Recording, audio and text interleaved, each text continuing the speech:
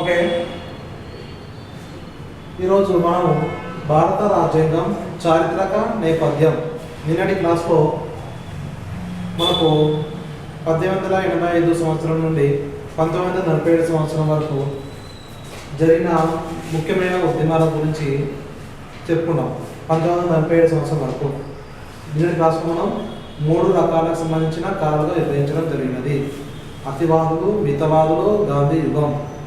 Okay, 1885 సంవత్సరం నుంచి 1905 మితవాదుల దశ. అతివాదుల దశ ఇప్పుడు 1906 సంవత్సరం నుంచి 1919 సంవత్సరం. 1920 1920 నుంచి 1947 సంవత్సరం వరకు గాంధీ యుగం. విధంగా 1885 సంవత్సరం నుండి 1947 సంవత్సరం ఈ మధ్యకాలాన్ని 1820 నుండి 1947 సంవత్సరం ఈ మధ్యకాలాన్ని 3 కాలాలుగా విభజించడం జరిగినది అని నిన్న క్లాస్లో మనం చెప్పుకున్నాం. 3 కాలాలలో ముఖ్యమైన దశ ఏంటిది? మితవాదుల దశ. మితవాదుల దశ అంటే మితవాదుల సంబంధించిన కాలము. ఓకే, మితవాదుల దశ, తర్వాత అతివాదులు, నెక్స్ట్ గాంధీ యుగం, గాంధీ కాలం. విధంగా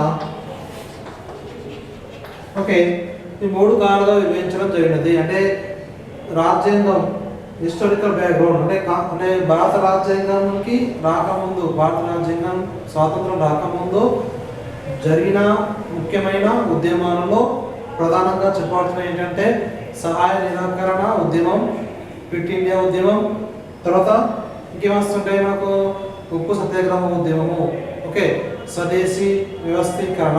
ఇవన్నీ కూడా మనకు 1885 సంవత్సరం నుండి 1947 సంవత్సరానికి అంటే ఈ స్వాతంత్రం వచ్చే సమయాన 1947 వరకు జరిగినటువంటి ముఖ్యమైన ఉద్యమాలు. తర్వాత లాస్ట్ 2 ఇయర్స్ అంటే 1945 టు 1947 1945-47 ఈ సంవత్సరాన్ని ప్రధానంగా స్వాతంత్ర ఉద్యమ దశగా పిలవడం జరిగినది. స్వాతంత్ర ఉద్యమ దశ అంటే చివరి దశ. అందులో దాన్ని మనం పిలుస్తుంటారంటే ప్రధానంగా గాంధీ యుగంగా పిలవడం జరుగుతుంది. చివరి దశగా అంటే 2 సంవత్సరాలు మనకు అతి ముఖ్యమైన ప్రధానమైన సంవత్సరాలుగా పిలవడం జరుగుతుంది. 1945 టు 1947 రెండవ ప్రపంచ యుద్ధం ముగిసిన తర్వాత ఐక్యరాజ్య సమితి అనేది ఏర్పడింది. ఇప్పుడు 1945 సంవత్సరం. 1945 సంవత్సరం నుండి 1947 మరియు 1950 ఈ సంవత్సరాల మధ్య కాలంలో 45 నుంచి 50 సంవత్సరాలు అంటే 5 సంవత్సరాలు. ఆ 5 సంవత్సరాల మధ్య కాలంలో 100 కంటే అంటే 100, 120, 100 కంటే ఎక్కువ దేశాలు స్వాతంత్రాన్ని సాధించుకున్నాయి. చాలా దేశాలు ప్రధానంగా Asia, Africa, next America, north America దేశాలు. ఈ దేశాలన్నీ కూడా స్వాతంత్రం సాధించుకున్నాయి. అందులో భారతదేశం ఒకటి. ఇప్పుడు 1947 1945 సంవత్సరం 1947 సంవత్సరం అంటే ఈ సంవత్సరం మధ్య కాలంలో రాజకీయంగా చూస్తే చాలా మార్పులు అనేవి జరిగినాయి. పత్రికా పరంగా చూసినా, రాజకీయంగా చూసినా అంటే వాటి యొక్క ప్రాధాన్యం ఏ విధంగా సంతరించుకున్నాయి అంటే ఉద్యమాలు అనేవి ప్రధానంగా మనకు వేటిని తెలియజేస్తున్నాయి అంటే బ్రిటిష్ వారి యొక్క సూత్రం ఏంటిది? బ్రిటిష్ వారు అవలంబించిన సూత్రము విభజించు పాలించు, divide and rule. Divide and rule అంటే దేశాన్ని ముక్కలుగా విభజించడం మరియు పరిపాలన చేయడం, సెల్ఫ్ రూల్. ఒక విధంగా విభజించు పాలించు అనే సూత్రాన్ని అవలంబించాలి. కావున బ్రిటిష్ ప్రభుత్వము భారతదేశం నుంచి పాకిస్తాన్, నేపాల్, భూటాన్, తర్వాత బంగ్లాదేశ్, మయన్మార్, శ్రీలంక విధంగా అనేక చిన్న చిన్న రాజ్యాలుగా మత ప్రాతిపదికన, జాతి ప్రాతిపదికన ఏర్పడినటువంటి నూతన దేశాలు. అంటే మత ప్రాతిపదికన ఏర్పడ్డ మొదటి దేశం ఏది? పాకిస్తాన్. రెండవ దేశం ఏది? బంగ్లాదేశ్. 1970 సంవత్సరంలో బంగ్లాదేశ్ స్వాతంత్రాన్ని సాధించుకుంది. 1947 సంవత్సరంలో 2 దేశాలు ఏర్పడ్డాయి, పాకిస్తాన్, భారతదేశము. ఈ విధంగా ఉద్యమాలు అంటే బ్రిటిష్ వారి కాలంలో జరిగినటువంటి ముఖ్యమైన ఉద్యమాలు ఇవన్నీ కూడా రాజ్యాంగానికి దోహదం చేశాయి. అంటే భారత రాజ్యాంగం తయారు చేయడానికి స్వాతంత్రం ఉండే అంటే 1945 సంవత్సరం నాటి నుండే అంటే 1947 సంవత్సరం 1942 భారత రాజ్యాంగానికి మొదటిసారిగా ఎన్నికలు నిర్వహించడం జరిగినది ఇప్పుడు 1942 జూలై ఈ మంత్లో మొదటిసారిగా రాజ్యాంగ ఎన్నికలు రాజ్యాంగ సభ అనేది ఏర్పాటు చేశారు. ఎవరు? ముఖ్యమైన స్వాతంత్రోద్యమ నాయకుడు 1942 జూలై 6లో జరిగినటువంటి రాజ్యాంగ సభ ఎన్నికలు. ఆ రాజ్యాంగ సభ ఎన్నికలు ప్రతి ప్రజాస్వామ్య దేశంలో రాజ్యాంగం అనేది ముఖ్యమైనదిగా పిలవడం జరుగుతున్నది. ప్రతి దేశానికి రాజ్యాంగం ఉన్నది. కాకపోతే ఆ రాజ్యాంగం అనేది ఏ విధంగా తయారు చేశారంటే మనకు గ్రీకులు, తర్వాత రోమన్లు. గ్రీకులు అనేవారు ఎవరంటే అతి ప్రాచీన జాతులు. క్రీస్తు పూర్వం 4వ శతాబ్దంలో గ్రీకులు రాజనీతి శాస్త్రాలను మొట్టమొదటిసారిగా చదవడం నేర్చుకున్నారు. ఆ తర్వాత రాజ్యాంగం కూడా వీరు రచించారు. కాకపోతే వారు ఆ దేశానికి మాత్రమే పరిమితమే ఉన్నారు. అంటే గ్రీకులు, రోమన్లు, విధంగా చుట్టుపక్కల ఉండే బైజెంటీన్ సామ్రాజ్యం, విధంగా ఇప్పుడది 4వ శతాబ్దం రాజ్యాంగం తయారు చేసుకున్నారు. విధంగా ప్రధానంగా ప్రపంచంలోనే అతి పెద్దదైన అంటే ముఖ్యమైన మొదటి రాజ్యాంగం తయారు చేసిన దేశము ఏ దేశము? బ్రిటన్ అనే దేశము మొట్టమొదటిసారిగా రాజ్యాంగం అనేది ఏర్పాటు దేశం ఏంటంటే ఇంగ్లాండ్ లేదా బ్రిటన్. దానికి ఇంకో పేరు ఏంటంటే రవి అస్తమించని సామ్రాజ్యంగా పిలవడం జరుగుతున్నది. అంటే ప్రపంచంలో అత్యధికంగా వలసలు ఏర్పాటు చేసినటువంటి దేశము. అంటే యూరోపియన్లలో ఒక రకమైన సంబంధించిన ఆ జాతులు ఎవరంటే బ్రిటిష్ వారు. ఆ బ్రిటిష్ వారు మొట్టమొదటిసారిగా పెద్దదైన లిఖితపూర్వక రాజ్యాంగం తయారు చేసుకున్నారు. వారు ప్రపంచంలో ఏర్పడినటువంటి మొదటి రాజ్యాంగము బ్రిటిష్ రాజ్యాంగం. తర్వాత ఇంకా లిఖితపూర్వకంగా అంటే లిఖితం అంటే రాయడం, అంటే మొట్టమొదటిసారిగా ఆ రాజ్యాంగంను రాసి అమలుకి తెచ్చుకున్నారు ఎవరంటే అమెరికా అనేది అతి చిన్న రాజ్యంగా గుర్తించబడ్డది. భారత్ అంటే ప్రపంచంలో మొదటి రాజ్యాంగం ఏమో బ్రిటన్, లిఖితపూర్వక రాజ్యాంగం అమెరికా సంయుక్త రాష్ట్రాలు లిఖితపూర్వకంగా రాసి రాజ్యాంగంను తయారు చేసుకొని మొట్టమొదటిసారిగా తయారు చేసిన రాజ్యాంగం ఏ దేశానికి సంబంధించింది? అమెరికాకు సంబంధించినది. మొట్టమొదటిసారిగా రాజ్యాంగం ఏర్పడే దేశం ఏది? బ్రిటన్కి ఇంకో పేరు ఏంటిది? రవి అస్తమించిన సామ్రాజ్యం. విధంగా మనకు రాజ్యాంగానికి దోహదం చేసినటువంటి అంశాలు అంటే మన భారతదేశానికి సంబంధించిన రాజ్యాంగము ఒక్కో దేశం యొక్క అధికారం అంటే ప్రధానంగా హక్కులు, విధులు, సూత్రాలు, ప్రాథమిక హక్కులు ఇవన్నీ కూడా ఆదేశిక సూత్రాలు.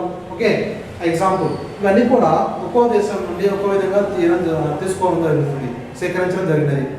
అందులో ప్రధానంగా ఆదేశిక సూత్రాలు అంటే కెనడా రాజ్యాంగం నుంచి ఆదేశ సూత్రాలు తీసుకుని జరుగుతుంది. కెనడా రాజ్యాంగం, బ్రిటన్, అమెరికా, కెనడా, ఆస్ట్రేలియా ఇవన్నీ ఏంటంటే ప్రధానంగా వలసీకరణను ప్రోత్సహిస్తున్నటువంటి దేశాలు. వలసీకరణ అంటే యూరోపియన్లో బ్రిటిష్ వారు మనకు మొట్టమొదటిసారి అంటే బ్రిటిష్ వారి కన్నా ముందుగా ఎవరు వచ్చారు మన ఇండియాకు? పోర్చుగీస్ వారు ఎప్పుడు వచ్చారు? 1757 సంవత్సరము. క్రీస్తు శకం 1757 సంవత్సరంలోనే భారతదేశానికి రావడం జరిగినది. కాకపోతే వారి యొక్క వర్తక స్థావరాలు కేవలము కొద్ది ప్రాంతాలకు మాత్రమే పరిమితమై ఉన్నారు. అంటే కొన్ని ప్రాంతాలు మాత్రమే వాళ్ళు ఆక్రమించుకొని పరిపాలన చేస్తారు. ఎవరు? పోర్చుగల్. విధంగా 200 సంవత్సరాలు అంటే సరాసరి ఇప్పుడు 1757 నెక్స్ట్ 1947 అంటే 1757 నుంచి 1947 ఈ సంవత్సరం మధ్యకాలం అంటే సరాసరి 190 అంటే 200 అనుకోండి. 200 సంవత్సరాల మధ్యకాలంలో జరిగినటువంటి ఉద్యమాలు 1757 సంవత్సరంలో పోర్చుగీస్ వారు వచ్చిన తర్వాత 1805 సంవత్సరంలో బ్రిటిష్ వారు వచ్చి కొన్ని ప్రాంతాల్లో ఇంగ్లీష్ ఈస్ట్ ఇండియా కంపెనీ అంటే తూర్పు వర్తక సంఘం బెంగాల్ని రాజధానిగా చేసుకొని పరిపాలన చేశారు. ఓకే, ఆ కాలం నుంచే కొద్దిమంది స్వాతంత్రోద్యమ నాయకులు రాజ్యాంగం కూడా మనకు అవసరం ఉందని తెలియజేశారు. అంటే ప్రతి ప్రజాస్వామ్య దేశము, ప్రతి పార్లమెంటరీ, అంటే ప్రజాస్వామ్యంలో మన రెండు రకాలు, పార్లమెంటరీ, రెండోదేమో అధ్యక్ష. పార్లమెంటరీ ప్రజాస్వామ్య దేశము, అధ్యక్ష పార్లమెంటరీ సిస్టమ్, ప్రెసిడెన్షియల్ సిస్టమ్. అంటే పార్లమెంటరీ తరహా ప్రభుత్వం, అధ్యక్ష రకానికి సంబంధించిన ప్రభుత్వం. ఓకే, రెండు రకాల ప్రభుత్వాలు కలవు, పార్లమెంటరీ అండ్ రెండవది అధ్యక్ష.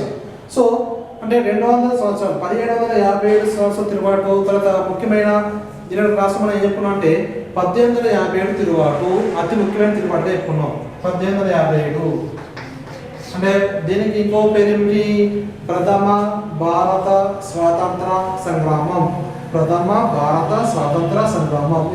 రకరకాలుగా ఈ 1857 సంవత్సరాన్ని రకరకాల పేరు పెట్టడం జరుగుతుంది. ఓకే, 1857 సంవత్సరము సిపాయిల తిరుగుబాటు అని, మొట్టమొదటిసారిగా బ్రిటిష్ వారిని ఎదిరించిన సంవత్సరం. అంటే భారతదేశ ప్రజలు ప్రధానంగా ఢిల్లీ, మీరట్, కాన్పూర్ అండ్ నెక్స్ట్ సరిహద్దు ప్రాంతాలైన గయా, ఇతర కొన్ని ప్రాంతాలలో బ్రిటిష్ వారిని ఎదిరించినటువంటి సంవత్సరము, మొట్టమొదటి సంవత్సరము 1857 సంవత్సరం.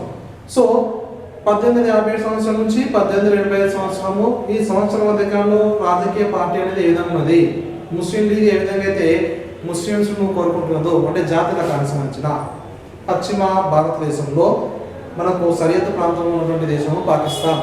పాకిస్తాన్ అనేది మత ప్రాతిపదికన ఏర్పడినటువంటి నూతన దేశము. పాకిస్తాన్ నుంచి బంగ్లాదేశ్ అనేది విడిపోయినది. ఇది మీకు ఆల్రెడీ దేశం. పాకిస్తాన్ అనేది మా ఇండియాకు టోటల్లీ వెస్ట్ వైపున, అంటే పశ్చిమ వైపున ఉన్నటువంటి దేశం.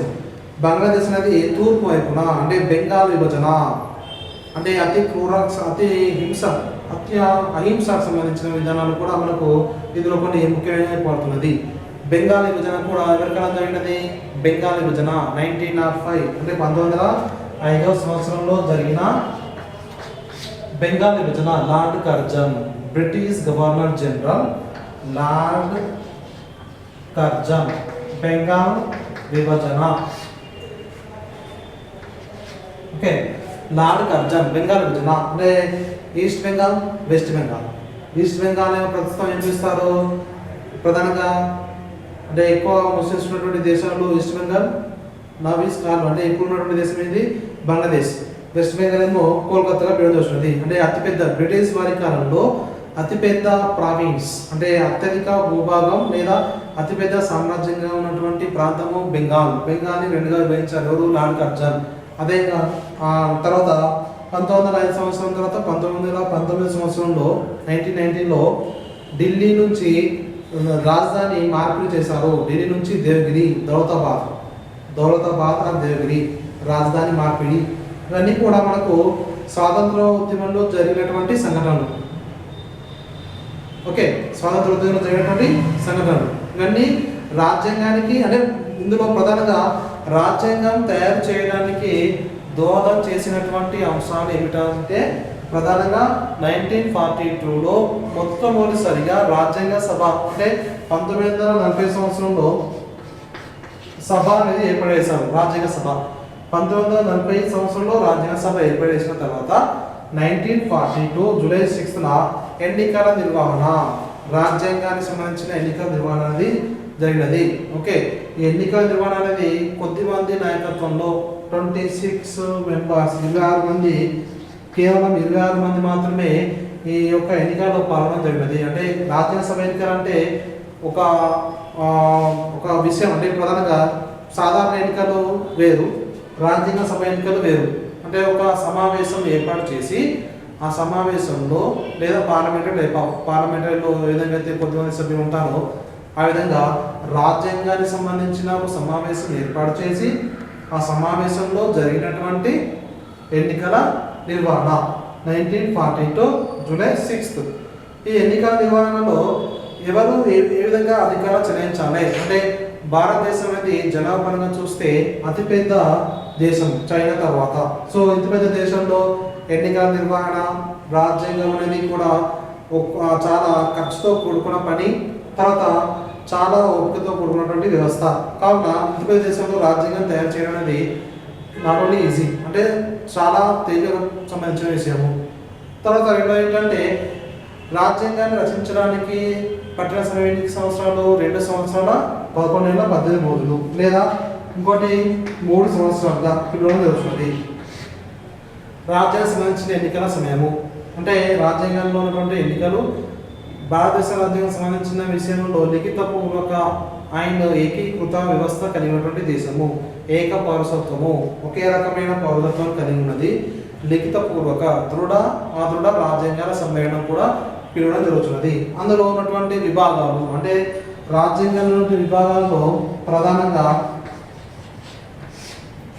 షెడ్యూల్స్ అంటే కులాలకు సంబంధించిన కులాల వర్గీకరణ విభాగాల్లో మనకు కులాల వర్గీకరణ, తర్వాత మతాలకు సంబంధించిన రిజర్వేషన్లు ఏర్పాటు చేయడం, కులాలు మతాలు, తర్వాత ఇంకోటి వస్తుంది సార్వభౌమాధికారానికి సంబంధించిన విధానాలు, కుల మత వర్గీకరణ. నెక్స్ట్ జాతులకు సంబంధించిన విషయాలు అంటే కుల ఇప్పుడు ప్రధానంగా సమాజం అంటే ఏంటంటే కొద్దిమంది ప్రజల యొక్క సమూహం సమాజం. ఆ సమాజం నుంచి రాజ్యం అనేది ఏర్పడడం చేయడం జరుగుతున్నది. ఆ రాజ్యంలో కొన్ని రకాల జాతులు ఏ విధంగా ఏర్పడ్డారో ఆ జాతుల నుంచి మతాల నుండి కులాల నుండి మళ్ళీ చిన్న కుటుంబాలు ఈ విధంగా ఏ విధంగా అయితే ఒక్కొక్క వ్యవస్థ ఏ విధంగా ఏర్పడదో అదేవిధంగా రాజ్యాంగం కూడా ఏర్పాటు కావడానికి అనేక రకమైన వ్యవస్థలు అధికారాలను కలిగి ఉన్నది. అంటే బ్రిటిష్ రాజ్యాంగం నుంచి కొన్ని విషయాలు తీసుకోవడం జరిగినది, అమెరికా రాజ్యాంగం నుంచి కొన్ని విషయాలు, ఆస్ట్రేలియా, విధంగా ఒక్కొక్క దేశంలో అంటే ముఖ్యమైన పద్ధతులను ముఖ్యమైన సూత్రాలు ఏ విధంగా ఉన్నాయో ఆ దేశంలో రాజ్యాంగం ఏ విధంగా అయితే అభివృద్ధి సాధించినదో అందులో నుంచి కొన్ని విషయాలు తీసుకొని రచించడం జరిగినది. అందులో కులాలు మతాలు అంటే భారతదేశం అనేది సెక్యులర్ కంట్రీ, అంటే ఒకే మతానికి సంబంధించింది కాకుండా అన్ని మతాలు సమానమే. అంటే హిందువులు అధిక సంఖ్యలో ఉన్నప్పటికీ హిందూ మతంగా పరిగణించలేదు. ఎందుకనగా మన దేశం యొక్క నైసర్గిక స్వరూప దృష్ట్యా, భౌగోళిక విస్తీర్ణ దృష్ట్యా, అంటే ప్రజల యొక్క భాషలు, తర్వాత మన యొక్క అలవాట్లు, సాంప్రదాయాలు, సంస్కృతి ఇవన్నీ కూడా వివిధ రకాలుగా ఉండడం వల్ల అందరూ కలిసి ఒకే భూభాగంలో స్థిర నివాసాలు ఏర్పాటు చేసుకొని నివసించడం జరుగుతున్నది. సో కావున ఇందులో వివిధ రకాలకు సంబంధించిన కులాలు మత వర్గీకరణగా అంటే కులాలకు సంబంధించిన కూడా అందులో రిజర్వేషన్ కేటగిరీ రిజర్వేషన్ సాధించడం లేదా రిజర్వేషన్ ఏర్పాటు చేయడం. అందులో ప్రధానంగా ఆర్టికల్స్ అంటే ఏంటి? చట్టము. ఆర్టికల్స్ అధికరణలు. ఆర్టికల్స్ అంటే ఏంటంటే అధికరణలు.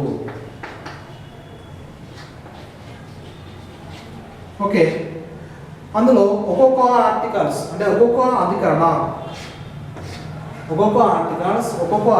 ఒక్కొక్క విషయాన్ని తెలియజేస్తున్నది. అందులో మొదటి అంటే ఫస్ట్ 1 నుండి 10 అధికరణలు 1 నుండి 10 ఆర్టికల్స్ ఏంటంటే రాష్ట్రాల పునర్విభజన,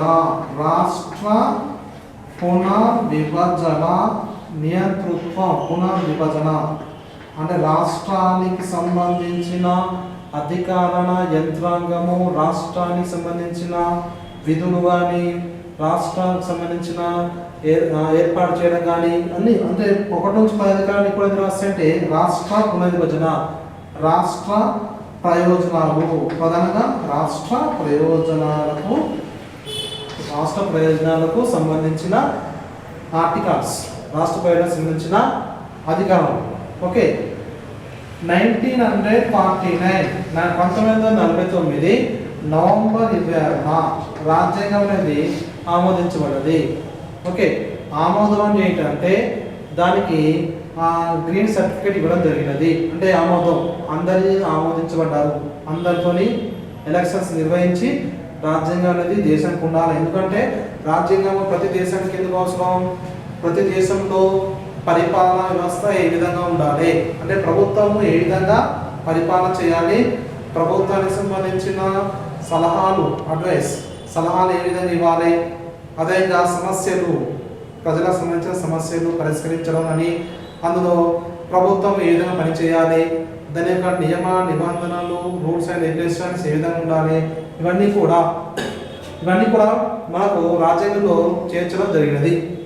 ఈ విధంగా రాజ్యాంగం అనేది ప్రతి దేశానికి ఒక వెన్నెముక లాంటిది. అంటే ప్రభుత్వం అనేది ఒక ఆత్మలాగా పిలిస్తే రాజ్యాంగం అనేది ఒక హృదయం లాంటిది. ఎందుకంటే ప్రతి దేశానికి రాజ్యాంగము అనేది పరిపాలనా వ్యవస్థ ఏ విధంగా ఉండాలి, పరిపాలనా బాధ్యతలు, ప్రజలకు సంబంధించిన పరిపాలనా బాధ్యతలు కేవలము ప్రభుత్వము ప్రజలు మాత్రమే ఉంటే సరిపోదు, వాటితో పాటు ఆ దేశానికి రాజ్యాంగం కూడా అవసరమని చాలామంది పౌరనీతి శాస్త్రవేత్తలు తెలియజేశారు.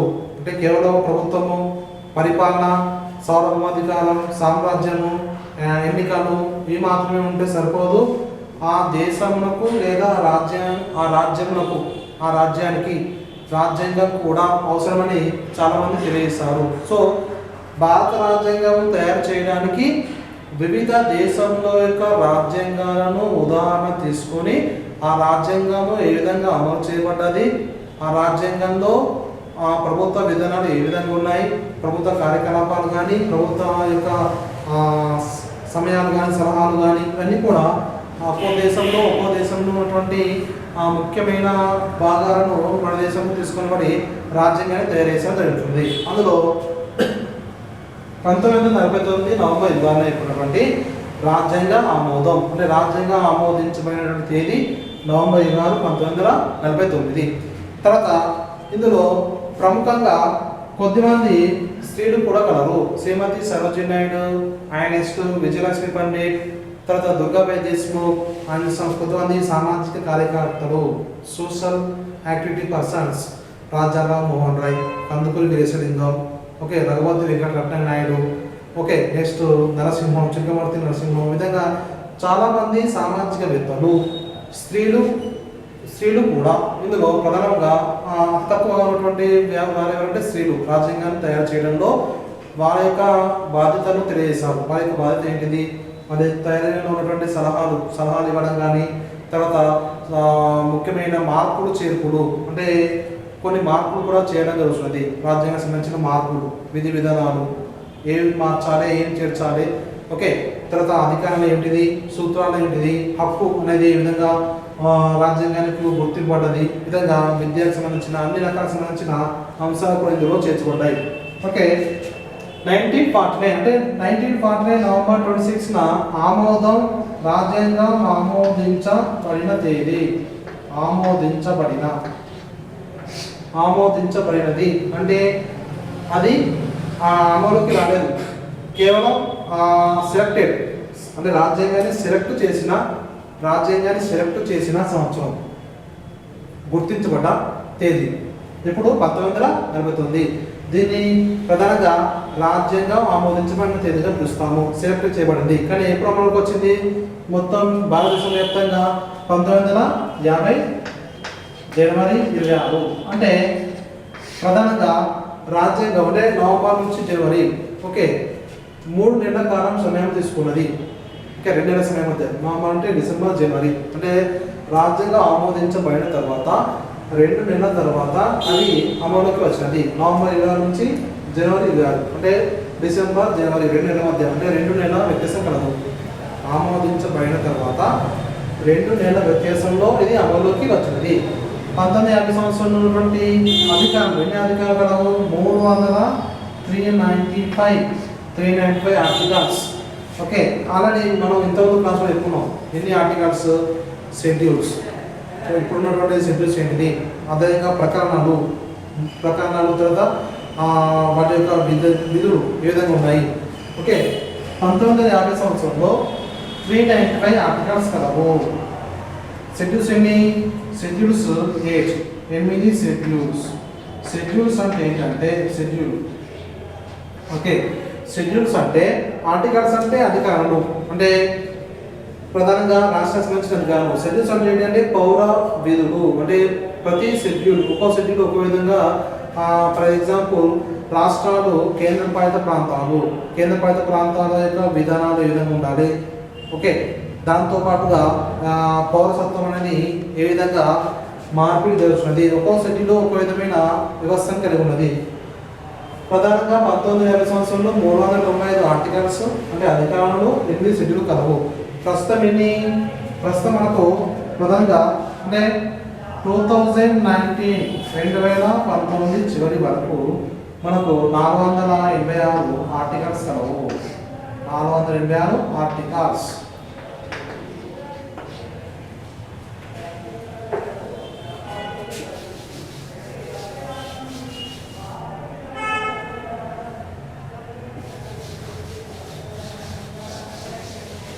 ఓకే, 486 ఆర్టికల్స్ అంటే 2019 చివరి వరకు 486 ఆర్టికల్స్ అండ్ షెడ్యూల్స్ ఎన్ని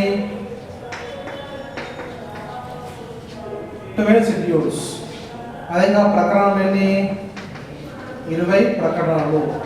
20 ప్రకరణలు. ప్రకరణలు అంటే ఇప్పుడు మనకు ఇవి ఏంటంటే ఆర్టికల్స్ అనేవి ప్రధానంగా అధికారానికి సంబంధించిన అంటే రాజ్యాంగానికి సంబంధించిన అధికారాలు. ఆర్టికల్ 1, ఆర్టికల్ 2, ఆర్టికల్ 3, అందులో ఆర్టికల్ 3/1, ఆర్టికల్ 4/1 విధంగా రకరకాల భాగాలకు సంబంధించిన ఆర్టికల్స్ ఒక్కో రకమైన ఆర్టికల్స్ ఒక్కో వ్యవస్థను కలిగి ఉన్నది. ఒక్కొక్క రకమైన సంబంధించిన ఆర్టికల్స్. షెడ్యూల్స్లో 12 షెడ్యూల్స్ అంటే కేంద్ర పాలిత నియమబంధనం అంటే కేంద్ర ప్రభుత్వము తన యొక్క అధికారాన్ని రాష్ట్రాలకు తెలియజేయడం, లేకపోతే రాష్ట్రాలన్నీ కూడా ఆ కేంద్రానికి సపోర్ట్గా ఉండడం. అందులో ఒక్కొక్క సిటీలో ఒక్కో రకానికి సంబంధించిన వ్యవస్థను కలిగి ఉన్నది. ప్రకరణలు ఏంటంటే 20 ప్రకరణలు. అదేగా మా తర్వాత ఇందులో ప్రకరణలో ప్రధానంగా మనకు ఒకటో ప్రకరణ ఏమొస్తుందంటే ఒకటో ప్రకరణ మనకు ఏమొస్తుంది? ఒకటో ప్రకరణ ప్రధానంగా రాజ్యం లేదా రాష్ట్ర నియంతృత్వ పరిపాలన అంటే రాష్ట్రానికి సంబంధించిన అధికారం అంటే ఒక్కొక్క రాజ్యం అంటే ఒక్కొక్క రాష్ట్రం ఒక్కో రకమైన పరిపాలన కలిగి ఉన్నది. వాటి యొక్క పరిపాలనలో తేడాలున్న చేసేటువంటి వ్యవస్థ మాత్రము ఒకే రకమైన వ్యవస్థను కలిగి ఉన్నది. రాష్ట్ర నియంతృత్వ లేదా కేంద్ర రాష్ట్రాల మధ్య ఉన్నటువంటి సంబంధాలు ఏ విధంగా ఉండాలి, ఓకే, అవన్నీ కూడా మనకు ఈ 20 ప్రకరణలో తెలియజేశారు. రాష్ట్ర కేంద్ర తర్వాత కేంద్రపాలిత ప్రాంతాలు రాష్ట్రాలు విధంగా కేంద్రానికి రాష్ట్రాల మధ్య సంబంధం ఏ విధంగా ఉండాలి, అదేవిధంగా ఎగుమతులు దిగుమతులు, ఓకే, తర్వాత ఆర్థిక వ్యవస్థకు సంబంధించిన విధానాలు అంటే ఏదైనా ఎకనామికల్ యాక్ట్ సంబంధించినవి కానీ తర్వాత ఆర్థిక వ్యవస్థను ఏ విధంగా నిర్మించాలి విధంగా అన్ని రకాల సంబంధించిన ప్రకారాలు ఇవన్నీ కూడా 20 ప్రకారంలో తెలియజేశారు. అంటే ప్రధానంగా 1949 నవంబర్ 26 ఈ సంవత్సరంలో మనకు ముఖ్యమైన ఎందుకు మారుతుందంటే నియంతృత్వ విధానాలు ఎక్కువ కొనసాగించబడ్డాయి. నియంతృత్వ విధానాలు, ఓకే, వీటితో పాటుగా చారిత్రక నేపథ్యం కూడా ఎక్కువగా ఉండడం జరుగుతున్నది. ఓకే, ఈరోజు మనం చెప్తున్నటువంటి అంశం ఏంటంటే రాజ్యాంగం మరియు చారిత్రక నేపథ్యం. ఓకే, లాస్ట్ వస్తుందంటే మనకు వీటితో పాటుగా రాజ్యాంగానికి సంబంధించిన ముసాయిదా కమిటీ అండ్ నెక్స్ట్ సంస్థలు. ముసాయిదా కమిటీ అంటే ఏంటి, వాటి యొక్క సంస్థలు అంటే ఏంటి అని రేపటి క్లాస్లో మనం నేర్చుకుందాం.